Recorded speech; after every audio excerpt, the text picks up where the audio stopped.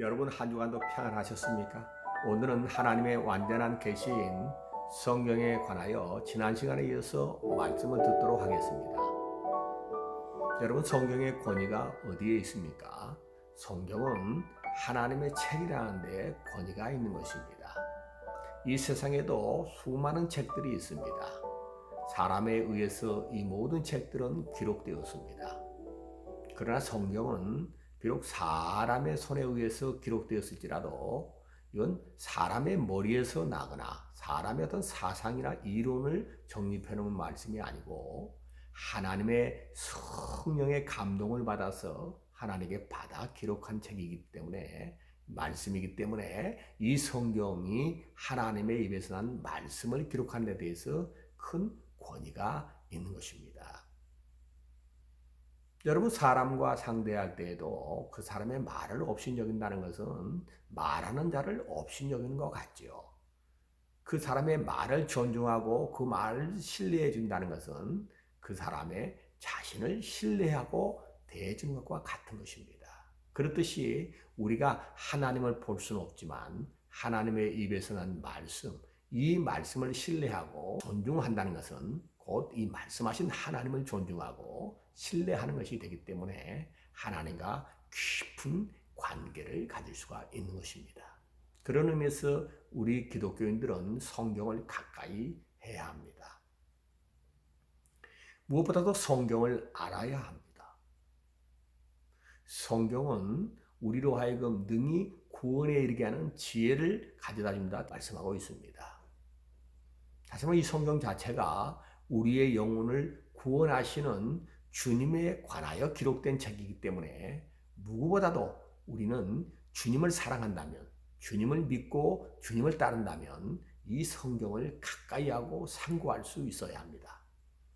요한복음 5장 39절에는 너희가 성경에서 영생을 얻기 위하여 성경을 상고하니와 이 성경은 곧 나에 대하여 증거하는 것이다. 그러나 너희가 영생을 얻기 위하여 내게 오기를 원치 아니한도다라고 예수님께서는 말씀하셨습니다.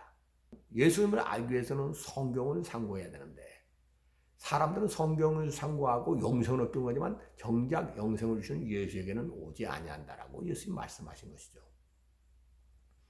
저와 여러분, 예수를 통하여 하나님, 보이지 아니하는 볼 수 없는 그 하나님을 우리는 알고 경험하게 되었습니다. 그런가 하면 예수님이 우리 구주이신 것을 우리는 기록된 성경을 통하여 확인하였고 또 그를 영접하고 만나게 된 것입니다. 그러니까 성경이 없으면 우리 믿음 자체가 세워지지 않습니다. 우리가 구원에 이르는 믿음이라고 할 때도 이 믿음은 오직 하나님 말씀을 들으면서부터 와야 합니다. 로마서 10장 17절에도 믿음은 들으면서 나고 들으면 그리스도의 말씀을 일함이라 했어요. 보는 것을 우리에게 믿음으로 주지 않고 하나님께서는 하나님 말씀을 들음으로써 믿음을 얻는다. 이 말씀에서 무엇을 들었을까요? 이 성경이 곧 나에 대하여 증거하는 것이다. 예수 그리스도에 대하여 우리는 듣게 된 것입니다. 그래서 구약은 오실 예수, 인류를 죄에서 구원해 주실 메시아, 그가 오실 것이다 하는 언약이 구약이요. 신약은 바로 예수 그리스도가 오셔서 우리를 죄에서 구원하시는 일들을 다 이루셨다. 그리고 그는 다시 오실 것이다. 다시 오셔서 구원받은 자를 그가 계신 하늘로 데려갈 것이다. 이와 같은 약속을 갖고 있는, 이와 같은 언약을 한 것이 신약이 되는 것입니다. 다시 말하면 하나님과 우리 사이에는 언약의 관계입니다. 계약이 되어 있는 것입니다. 하나님께서는 하나님의 독생자를 믿으면 너희가 영생을 얻을 것이다. 그러나 믿지 아니하면 너희가 심판을 받아 영벌에 얻을 것이다 한 하나님의 말씀이 우리 자신들에게 주신 언약입니다. 그러니까 우리는 언약의 관계인 거예요. 우리는 이 말씀을 믿기 때문에 예수님을 믿는 것입니다. 우리는 예수님을 사랑하는 것입니다. 우리는 이 말씀을 믿기 때문에 예수님이 하나님의 독생자요, 그가 우리를 구원하신 유일한 주님 되심을 우리는 알고 믿고 고백하는 것이죠. 이것이 하나님과의 계약이 되어 있던 관계에 있어서 이것이 큰 우리에게 증거와 능력이 되는 것입니다. 우리 요한복음 3장 16절에서 18절을 한번 읽어보도록 하겠습니다. 하나님이 세상을 이처럼 사랑하사 독생자를 주셨으니 이는 저를 믿는 자마다 멸망치 않고 영생을 얻게 하려 하심이니라. 하나님이 그 아들을 세상에 보내신 것은 세상을 심판하려 하심이 아니요 저로 말미암아 세상이 구원을 받게 하려 하심이라. 저를 믿는 자는 심판을 받지 아니하는 것이요 믿지 아니하는 자는 하나님의 독생자의 이름을 믿지 아니하므로 벌써 심판을 받은 것이니라. 하나님의 독생자를 믿지 않는 자는 이미 심판을 받은 것이다. 그러나 독생자님 자는 멸망치 않고 영생을 얻은 것이다 라고 증거해주고 있습니다. 성경이 이처럼 우리 자신들에게 있어서 우리에게 구원을 주시는 하나님의 말씀이라는 데에서 이 성경이 귀한 것입니다. 또 우리를 구원하신 예수님에 대하여 그리고 하나님에 대하여 기록했다고 하는 데 대해서 너무나 소중한 책입니다. 그래서 우리가 사랑하는 사람을 가까이 두려 하는 것처럼 이 성경은 가까이 해야 합니다. 주님을 사랑하는 자일수록 성경을 가까이 하고 사모해야 하고 성경을 사랑해야 합니다. 하나님을 잘 믿고 잘 섬기길 원하면 성경을 가까이 해야 합니다. 하나님께 복받고 하나님이 주시는 영원한 영생을 얻기 위해서도 성경을 가까이 해야 합니다. 성경이 없이는 구원도 영생도 하나님 나라도 하나님께 온 좋은 것을 얻을 수가 없습니다. 우리는 성경을 통하여 하나님이 우리에게 주신 약속이 무엇이며 우리에게 주신 우리가 얻은 복이 무엇인지를 확인하고 우리가 또 바라봐야 할 것이 어딘지를 우리가 소망하는 것이 무엇인지를 깊이 깨닫게 될 때 그 믿음이 온전한 곳에 이르게 되고 하나님께 변함없이 사랑하고 사모하는 열심을 보여낼 수가 있을 것입니다. 오늘날 많은 사람들이 신앙생활하다 시험이 드는데 이번 시험이 들 때에는 하나님과 멀어지는 거거든요. 그러면 당연히 하나님 말씀을 멀리하게 됩니다. 하나님 말씀 듣기 싫고 하나님 말씀 읽어지지 않고 읽기 싫고 하다면 벌써 나에게 시험이 오는구나. 마귀가 나에게 하나님과 멀어지도록 시험하고 그 마귀가 자꾸 하나님께로부터 나를 떨어뜨리고 있다고 하는 사실들을 깨닫고 이 시험에서 이겨나야겠다라고 생각하고 하나님께 기도할 수 있어야 합니다. 시험이라니까 뭔가 하나님을 대적하고 반대하고 불신한다는 것이 아니라 하나님과 멀어지는 것.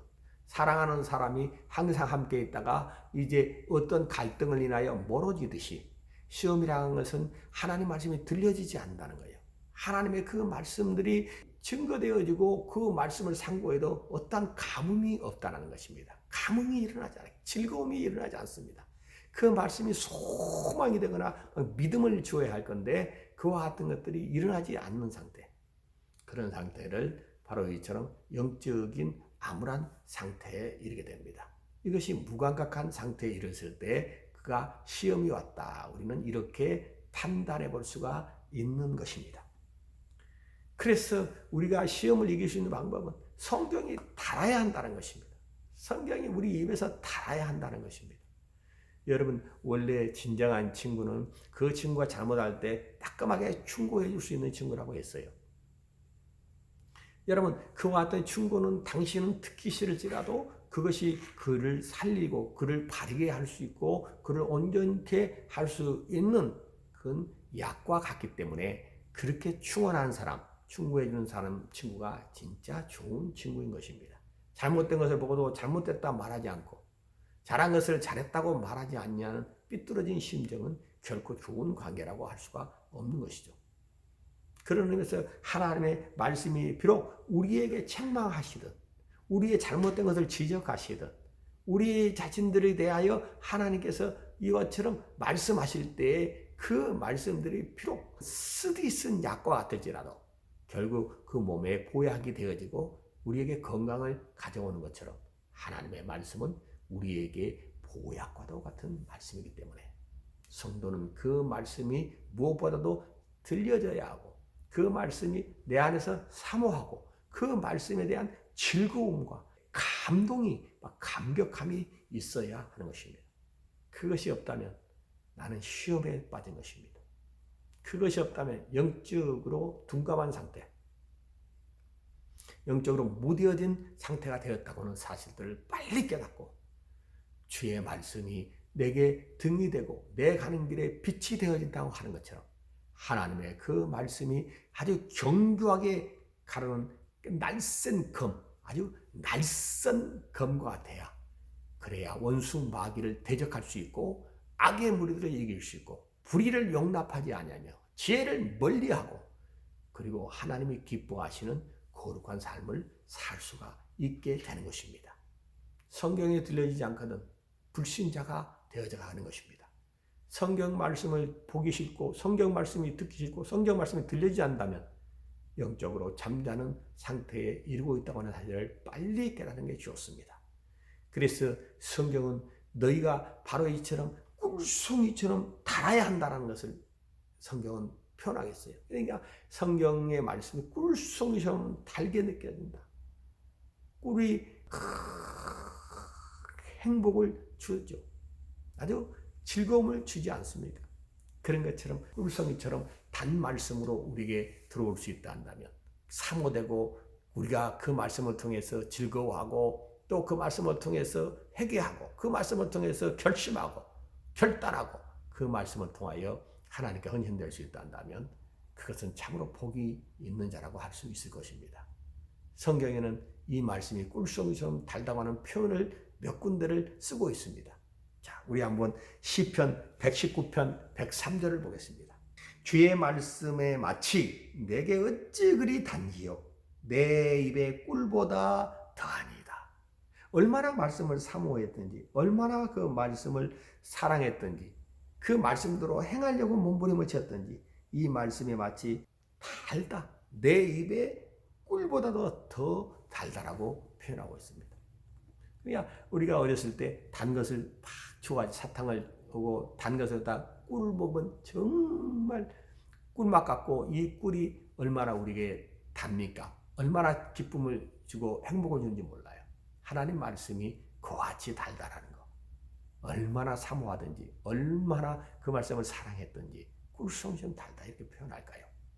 또 그 말씀의 깊이를 깨닫고 그 말씀의 의미를 깨달을 때 그 말씀을 통해 하나님을 알 때 하나님의 사랑을 알 때 하나님의 깊은 은혜와 그분이 우리에게 예비하신 것들을 우리가 깨닫고 알게 될 때 얼마나 감격한지 이루 말할 수가 없습니다. 이것은 세상의 그 어떠한 좋은 것들을 우리가 얻는 행복보다 그 행복과 비교하고 견줄 수가 없는 것이고 세상에서 우리 자신이 맛나는 음식을 먹는 즐거움보다 비교할 수 없는 즐거움이 바로 이 말씀을 가까이 하고 깨닫는 심령들에게 나타나는 현상이라는 것입니다.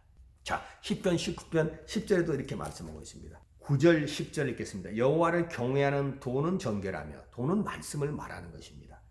영혼까지 이르고 여호와의 규례는 말씀은 확실하며 다 의로우니 금 곧 많은 정금보다 더 사모할 것이며 꿀과 송이 꿀보다 더 달도다. 이것이 충만한 신자의 모습입니다.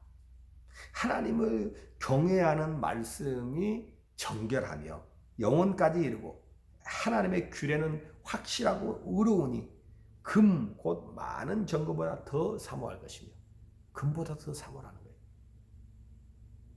여러분 금이 변하지 않는다는 것에 대해서 그 가격이 그와 같이 높은 가격이 책정되어 있습니다.